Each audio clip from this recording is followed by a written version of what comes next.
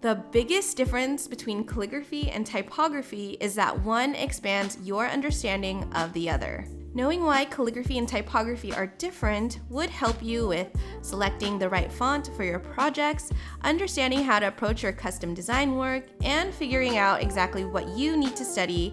And if that sounds like you, let's get to work. So what exactly is calligraphy? And I would define it as it is a form of art that requires a really deep understanding of how to write letters. This is done by combining thin or thick strokes that are most commonly used in the following tools, such as the pointed pen, the flat or broad edge pens, as well as ruling pens or brushes that can be either round or flat. All of these different tools have informed the style of letter forms within type design. So expansion contrast refers to the way that these particular tools expand with added pressure to create thick lines and less pressure to make thin lines. So the pointed pen and the brushes would do this. For translation, this refers to how the rotation of the tool translates into thick or thin lines, such as in flat or broad edge pens, ruling pens, and also brushes as well. So you can see brushes do both things.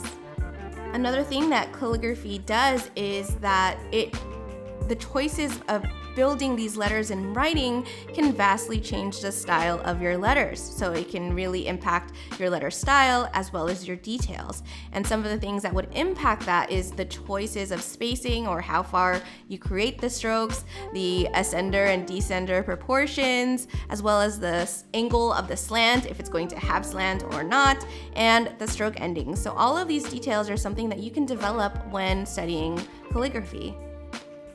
And because of how personal the mark making is, they're perfect for projects that call for expression or spontaneity. And some examples that you might use calligraphy for are formal invitations like wedding invitations or formal events, as well as logo design and in some cases art. Now, calligraphy won't be great for every single project. It wouldn't be the best choice for if you need to include a lot of text written in calligraphy. Like, it wouldn't be super great as a magazine in practice or in small treatments where you need a tiny little written thing because of the amount of details that happen within calligraphy. Or if you're also trying to create or design for a wide audience, not everyone who speaks English, especially as a second language, might not know what the calligraphy is saying. So though calligraphy created the foundation and the language for writing, there's a lot of typefaces and fonts that get their characteristics from the way that people write in calligraphy. So what exactly is typography? And the way that I like to describe it is that it's creating a visual hierarchy to convey an intended message. So basically it means that as a designer, I want you to see this verse, then this thing, then this, and using all of my choices together to do that. This is done by selecting the right fonts for the job. So the first use case to consider is how big something will be, whether it will be used for display or for text. Knowing exactly which of these use cases you're going to be using your type for, then you're going to consider the following parameters. And to dive a little bit deeper on what this looks like in practice, it's going to be contrast amount. You're going to range from no contrast between the thin and the thick strokes, and then you're going to have low to high contrast, which would be very useful for display. For contrast type, you're going to think about expansion or translation, which is borrowed from your calligraphy understanding. Also, with construction choices, is it going to be all uppercase? If so, all of it's going to need to look good in caps. Are there going to be lowercase letters, or are you going to choose an italic font? All of these are going to have different types of construction. Different letters are going to be constructed differently depending on what you choose. There's also stroke endings, whether it's going to be bracketed, straight, or no serif, also known as sans serif, or just using something like Dito, like that uses lines.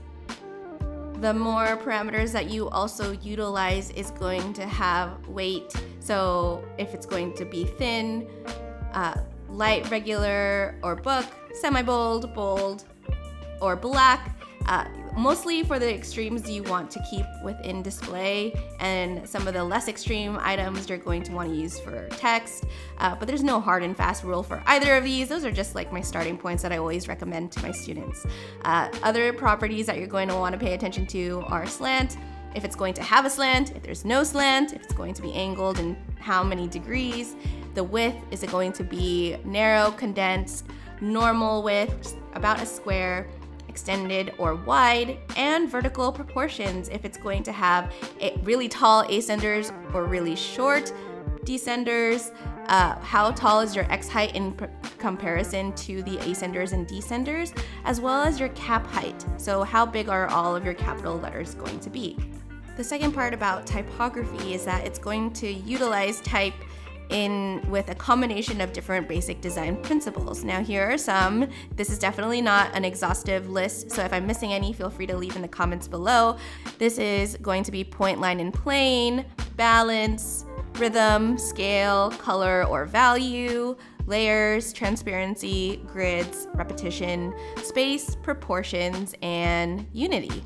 And when thinking about them for how you're going to utilize typography, sometimes you're going to do a combination of them for composition, where you might utilize a grid system, utilizing space to create emphasis, also utilizing different points, lines, and planes to divide up different levels of hierarchy and creating balance if it's going to be something organic. For approaching emphasis, you might utilize a combination of transparency, space, points, and color or value so that you can really make things pop, if you know what I'm saying. So all of that together, and because of all the vast number of design choices made in combination, typography projects are often going to be highly functional.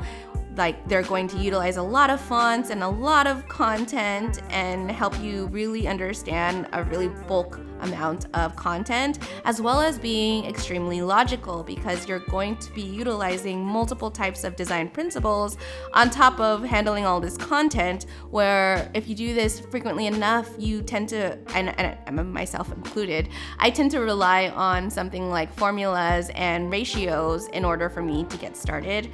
And so that way I know for a fact that the words that I'm laying out on the text will always look good.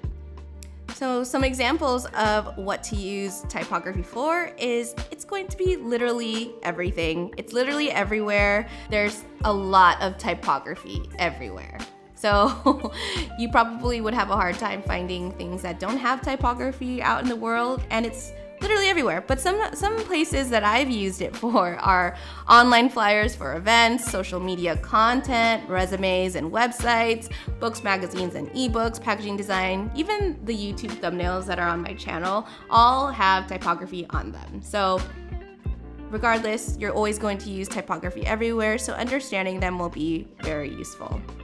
So looking at what calligraphy and typography share, they both communicate ideas with words, and they have evolved with history of writing and the distribution of ideas. So by understanding all of the calligraphy or typography choices that you have or need for a successful design project, you will be able to confidently back up your choices to your clients and teams, scope out projects thoughtfully with the time frames that you really do need, as well as figure out exactly what you want to practice more on. If it's going to be more of a calligraphy practice where you need to get some supplies to really understand your tools, or if it's just going to need to focus and clean up your typography in your existing design projects. So if you want to get started with calligraphy and learn more about those basic strokes and how to do those, check out this video where I show you how to do basic copperplate calligraphy strokes, and it's for beginners, and hopefully that'll be helpful for you. Thanks so much for watching. Hopefully I'll see you in the next video.